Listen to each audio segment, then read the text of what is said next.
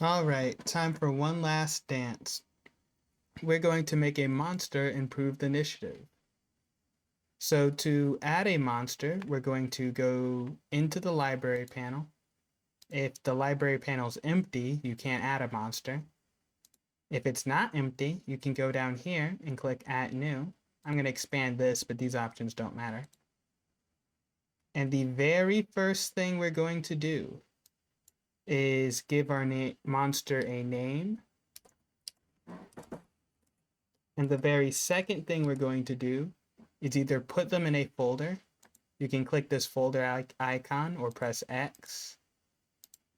Or we're going to put them in a source.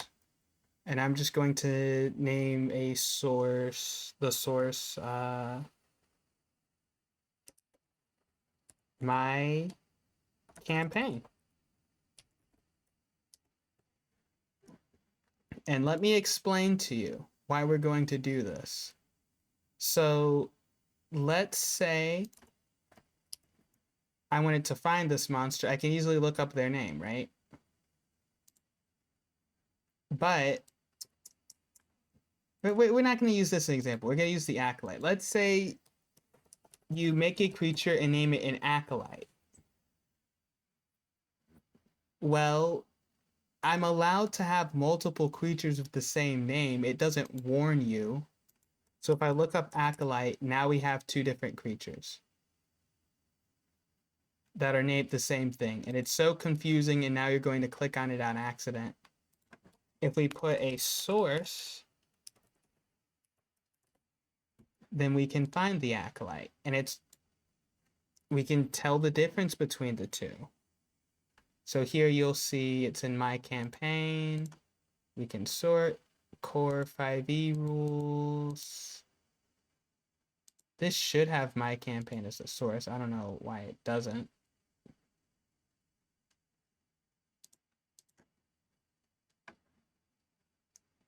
Maybe because it's the only one and I misspelled Fireboy. Here we go. No, I actually don't know what's up with that.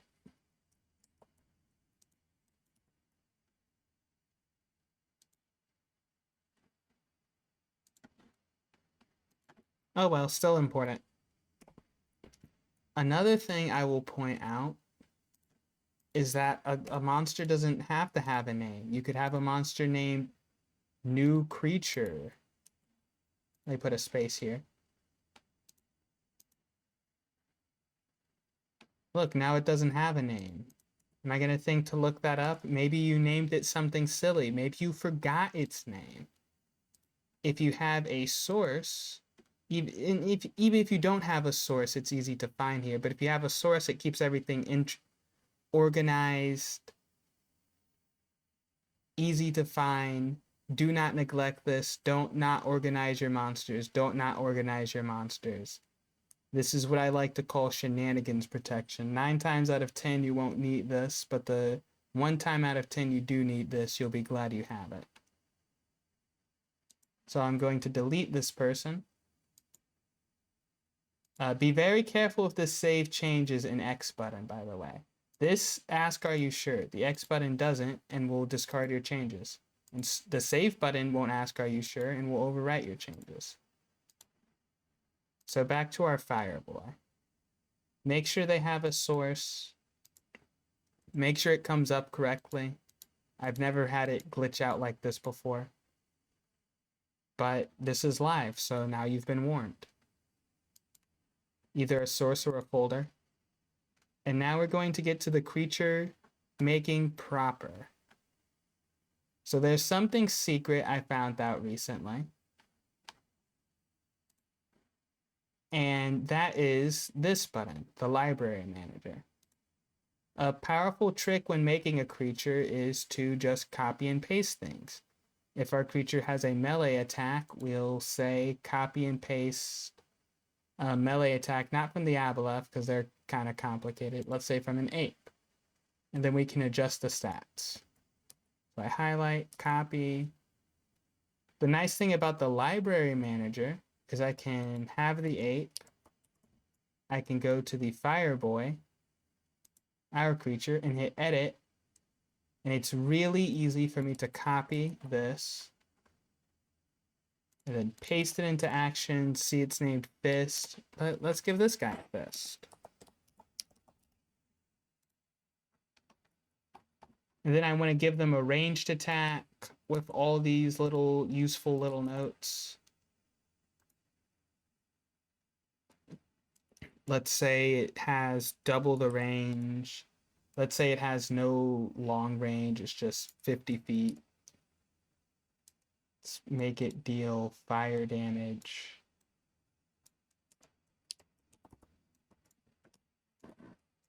We'll name it fire. Then we'll save it. Ordinarily, before, what you'd have to do is you'd start editing this monster, and then you'd go back to the ape. You'd have to hover over it, and we're going to scroll down. We're going to select this. Oops, I moused away. All right, we're just going to scroll down and select it. Oops, I moused away. And you're going to lose all of your hair. The next thing we're going to talk about is creature health. I think that's the second to last. Never mind, scratch that. I was about to say this is the second to last self-explanatory thing, but it isn't. So what you type in this box is going to be its average health. If you're not set to roll monster health, for instance, Fireboy will always have 20. And if you are set to roll health, it'll be whatever is in here. So we're going to say Fireboy is medium. We're just going to give him 2d 8 plus 6. So we should be set to average health. So Fireboy is going to get 20. If I go into settings and set it to roll HP, Fireboy is going to roll. The average obviously isn't actually 20. Improved initiative doesn't care. Beneath that is AC. You can set this to whatever you want. If you're wondering what this box is here for, that is describing why this creature has AC. This AC number, it could be just their natural AC. You could type what kind of armor they have. Natural AC is like a shell or hide, or just whatever their dexterity is. If they're wearing armor, though, you might write down leather. And then let's say he has a shield, you'll write shield. Which might be helpful if someone does something to make this Fireboy drop his shield. Or in case someone casts heat metal, you know, Fireboy's wearing metal armor. And the final thing we have here is the initiative modifier. This is not self-explanatory. This gives a bonus. You have varying things to give even more of a bonus. But when a monster rolls initiative, it automatically adds their dexterity. And the initiative modifier is a bonus on top of this dexterity. So if we keep it at 10, so it's plus 0 and roll initiative. So right now it's plus 0. If I end the encounter and go to the library reference pane. Oh, you need to have a plus here. Plus 0? That is weird. It's supposed to work, but it doesn't work because this is a demo. You always run into this with live demos. So Fireboy's dex is 12. It should be plus 1. Now it works. For some reason, you need at least 1 dex. 1 plus 3 is 4. It's 1. It's 3. Normally, you don't fill out initiative modifier unless someone has some bonus on top of their dexterity. So if I do this now, it's going to be plus 1. Also note, as you saw just here, that's why we're getting problems. That's why we're getting problems. Important lesson. It's not buggy. You need to put out a new enemy for it to have updated changes. So this one should have +1. So make extra sure, I'm going to repeat it again. If you do not put out a new enemy, the old enemies will not reflect your changes. This is worth showing you and having me be confused and exasperated. So now you won't be confused and exasperated. He has 0 dex, as you can see, and still has +2 to initiative. And if I give the Fireboy dex, let's delete this guy.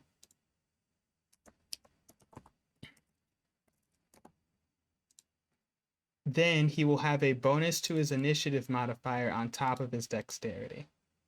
So do not fill this out unless you want them to have a bonus, just a raw bonus on top of their dexterity. So this will be 4, let's say, oh, he has 14 dex. His initiative modifier is +2 then. Nope, now it's +4, and you're confused.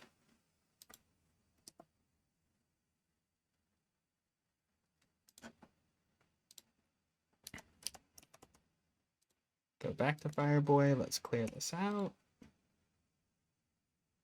Now we're going to teach you how to give creatures spells.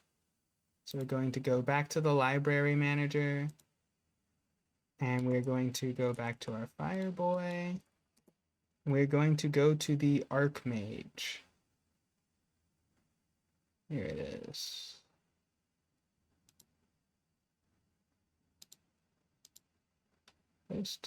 Here we go. Archmage, show the Archmage in the center. We want to edit the Fireboy.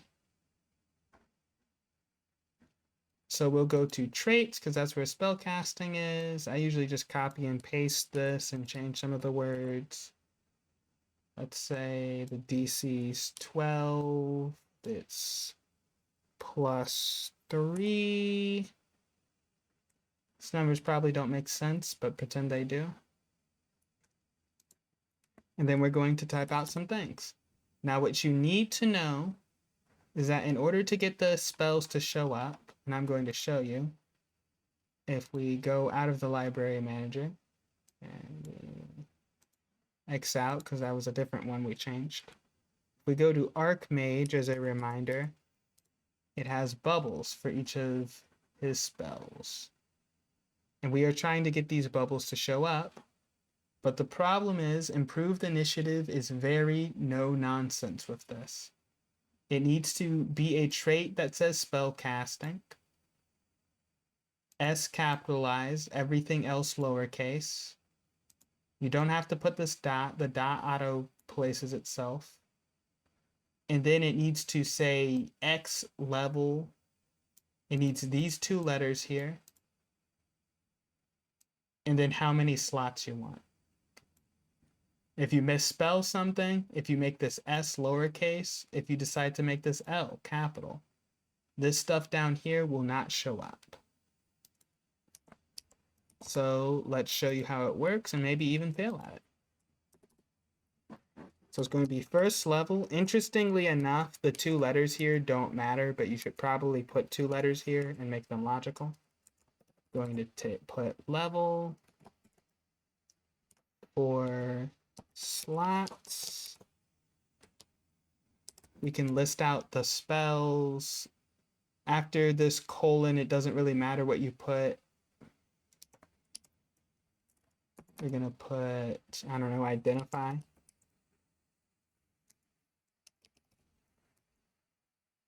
Identify.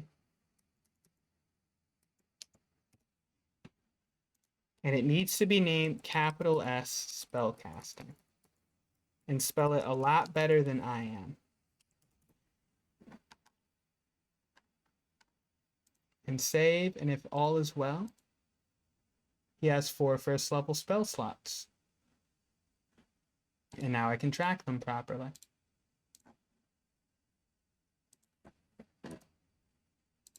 If it doesn't go well, then you will see nothing. See, I made it lowercase. And now improved initiative hates me. And I hate improved initiative. which is not a divine state to be in. Now I'll teach you how to break the rules. Something interesting you can do is it doesn't actually care how many slots you have or what order you put them in. I could have only second level spell slots because it's a warlock. I'm not going to change the spell. The spell doesn't matter. You can see I didn't type something correctly. Second level. There we go. See, notice how I got one thing. Oh, I just didn't make a new monster. That's all. I think that's what I did wrong. Guess we'll never know. So we have 4 second level spell slots, even though that's impossible. And we can even change the amount of bubbles. Anything with bubbles supports an amount of bubbles equal up to 9. We're going to delete Fireboy, put a new one. Now we have 9 second level spell slots. So you can change the slot number. If it's above 9, it's only going to parse the first digit from the left. So if I put 19, it'll only have 1, for instance. If I put 91, it'll only have 9. So that's how you get spells working. I'm going to take a brief intermission and we'll go back to the bubbles. I didn't explain CR. The challenge rating of the monster is important to put down because that's how it decides difficulty. Say it's CR1.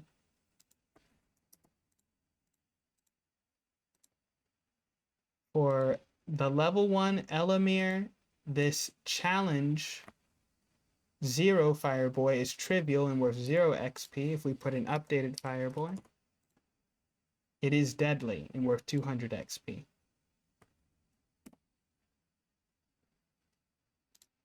All right, back to more bubbles. Another thing you can have with bubbles is X a day effects. Fiery Blast. And all you need to do is type the name, then a number / day. 1 through 9. And now we can see we have 4 Fiery Blast. It doesn't matter where you place these, by the way. At least I don't think it does. Interesting thing you can do is, in case you want to track something, but you don't want it X a day, you could try having 4 a day and then put some notes for yourself, like an asterisk if it's actually a short rest. And you'll see that the asterisk shows up here. Let's put something more conspicuous. Short rest.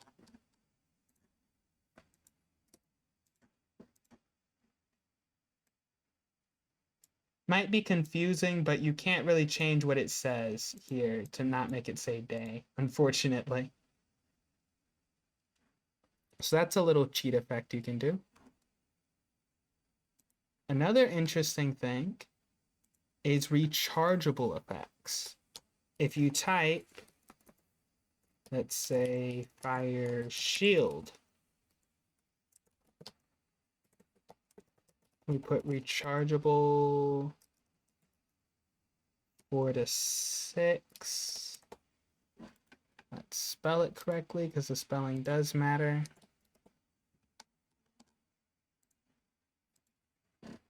For those who aren't familiar, a rechargeable effect will recharge if you roll a d6, and if it's any of these numbers, they get the ability restored after they use it.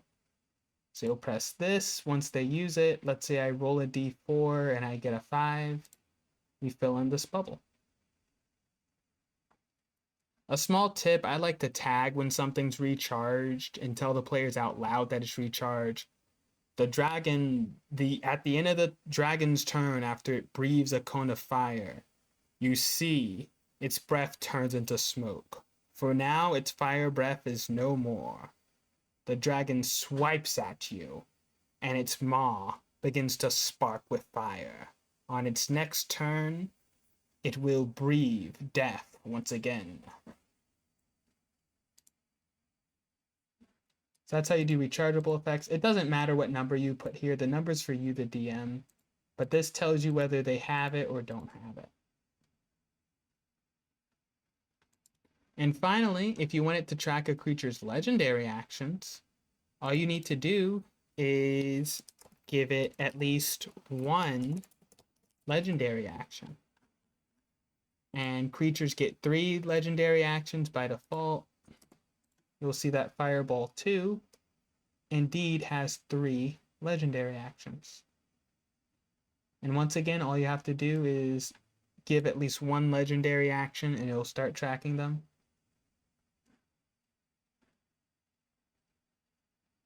And now we're going to talk about copying creatures. This is a very important technique. Let's say you, for your dungeon, you want a water elemental, but smaller. Here we have save as copy. It's going to say this will overwrite the existing spat block. This is the only time it'll warn you if something's the same name. I don't even know if it'll really overwrite it or not. But we're going to name it Water Girl. We're going to follow my rule and give it a source so we can find it again later. I didn't have type written in my outline, but this is just the size, creature type, its alignment. I recommend you fill this out too so you can find it by type. If I search by elemental, unfortunately I can't find Fireboy, but I will find Water Girl. So we just copied the stat block and renamed it, and now we can change it instead of writing all of these down or having to copy and paste them in the library manager. I don't know why you would do this, but an alternative thing you could do, and I used to do this before the setting was added, was go hit JSON, Control A to select all, copy. Then when you make a new monster, you'll go to its JSON and paste it. Control A to select everything, Control V to paste. Not super useful nowadays, but it's a classic. You might like it. And the final thing we're going to do is sometimes we make a monster and we want them as an NPC. So we hit save as character. And save changes. It's going to stay here. It's going to stay a creature. But when you go to characters, you will see there is now Fireboy. It'll give Fireboy his average HP. It won't let us place multiple Fireboys because Fireboy is considered a character. But you might notice something off. That's right. Fireboy is making the encounter deadly. And that is because you have been tricked. Fireboy is a non-player character instead of a player. And what this means is that they have an XP value. And that is not good. That is going to mess up our XP calculation. So you see here it says non-player character. Click it. They are now a player character. Save. This one will update, so you won't have to delete it and bring it back. Now their XP is set to 0.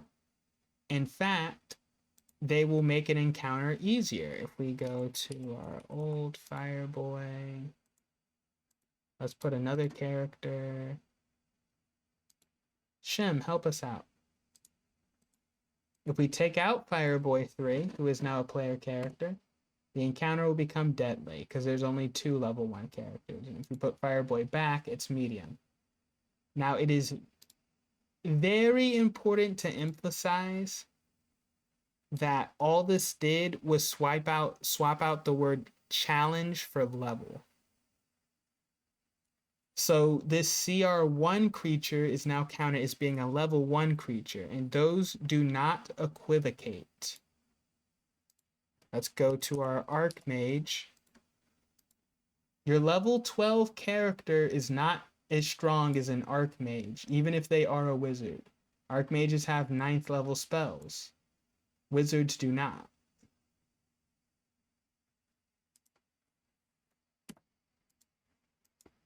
I do have a chart.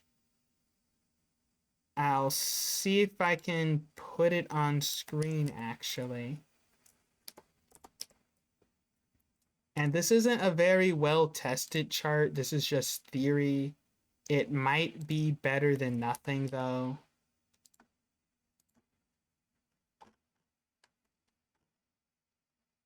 Going to take a screenshot of it.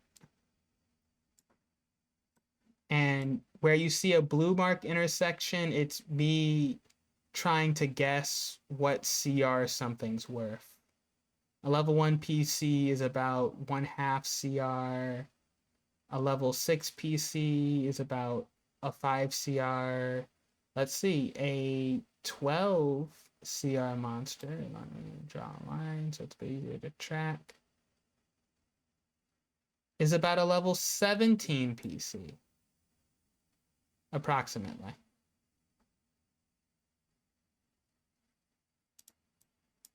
So I'll leave it up here for you to see. All right. Something else, this is also important if you have a monster with, that's not what I want to edit. I want to edit the fireball. It's also important if you have a monster with a CR of 1/2, 1/4, or 1/8. Because if we go over here to characters, we can set them to 1/2.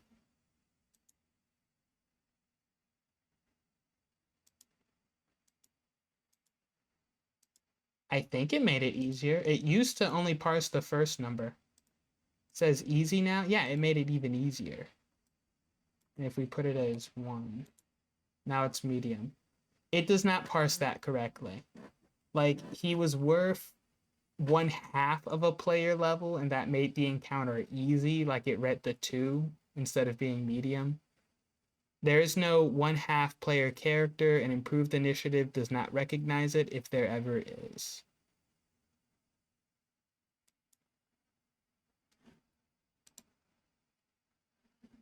So you would think that's all the trouble you get when you convert a monster to character. Just convert their CR, make sure they're set as NPCs, as player characters instead of NPC. This should say player character. So it calculates the encounter difficulty properly, and you can balance around having a companion that's a monster instead of having player levels. But there is a secret technique. So let's delete these fireboys. Let's just drop fireboy. What happens if 2 fireboys are helping the party? Or even just 5? Well, then this whole thing doesn't work because you can only have 1 at a time. I'm going to show you a secret. So let's go back to our fireboy. And I recommend you put in parentheses companion.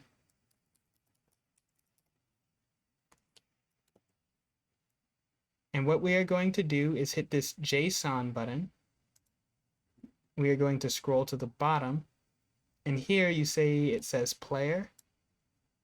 Between these quotation marks, we're going to write player in all lowercase. I'm going to save as a copy, and we're going to save changes. Now we have Fireboy Companion.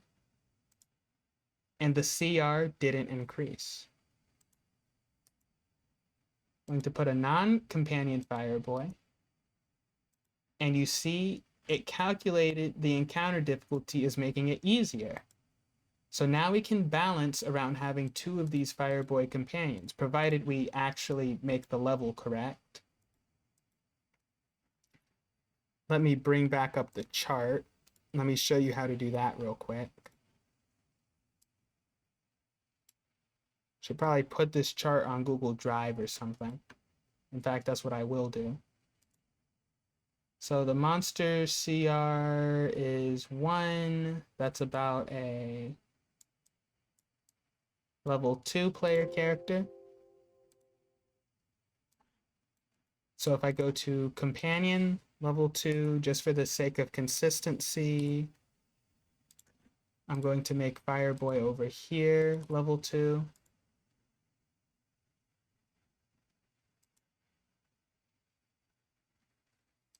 I believe these ones still have to be changed, but I'm not sure.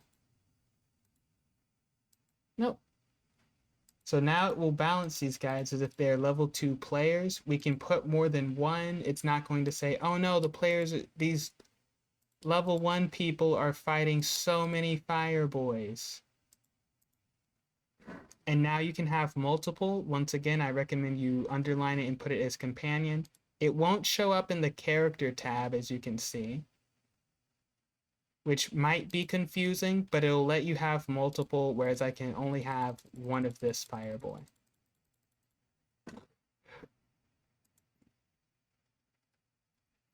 So that should be pretty much it. I believe most of the other things on monster making are self-explanatory. You can organize it like how I do. I'll try and strictly make it consistent with how other monsters are spelt out. I think it's really helpful to do that. It means when you read the monster manual monsters like this fire elemental, you know what's going on, and when you read your own monsters, you'll know what's going on, and you're not trying to keep two different systems in mind. There might also be something in the bookkeeping you want to know. So I don't recommend doing shorthand, but you can do shorthand. Nothing's going to happen if you put a bonus action in the trait section. Nothing's going to happen if you put an action in the bonus action section. Nothing's going to happen if in saving throws I put the creature's speed. Some small thing, I'm going to get rid of this because once again you shouldn't usually have this. A small thing I will teach you though is that if you want to change the order, you can grab these bars here and move them. That's my final secret hint for today. After that, you pretty much got it. Good luck. Happy monster making and DMing.